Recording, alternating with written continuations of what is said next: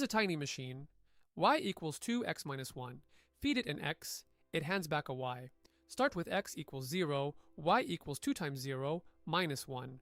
2 times 0 is 0, and 0 minus 1 is minus 1. So the point is 0 minus 1. Now x equals 1, y equals 2 times 1 minus 1.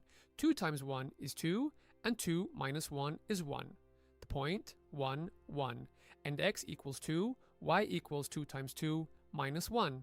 2 times 2 is 4, and 4 minus 1 is 3. The point, 2, 3. Now collect them all in a table of values. X, 0, 1, 2, 3, y, minus 1, 1, 3, 5. Plot those four, they line up. 4 samples. And it's no accident. Every pair that makes the equation true lands on the same line. And only those. Take 2, 0 off the line. The machine says 2 times. 2 minus 1 is 3, not 0. That's what we mean by the equation of this line. By definition, the line is the set of points that make it true. Every one of them, and only those. This shape has a name.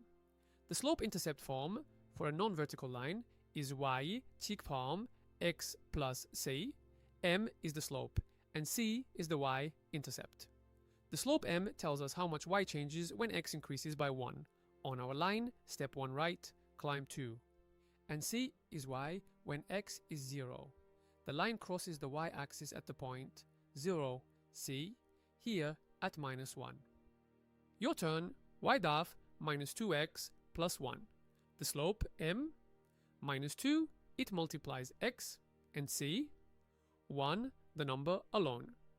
Check the picture, each step right drops 2, and the line crosses at 0, 1. It all matches. One more view. The points that satisfy y dash mx plus c form a graph, and that graph is exactly this line. It's also the graph of a linear function, written f of x vav ax plus b. The slope m matches a, the y-intercept c matches b. One graph, 2 descriptions. Let's remember! An equation like y over 2x1 is the equation of its line, true for every point on the line and only those. Its slope-intercept form is y over m x plus c. M multiplies x, the slope, c stands alone, the y-intercept. And you read m and c straight off an equation written in that shape. That same line is also the graph of a linear function.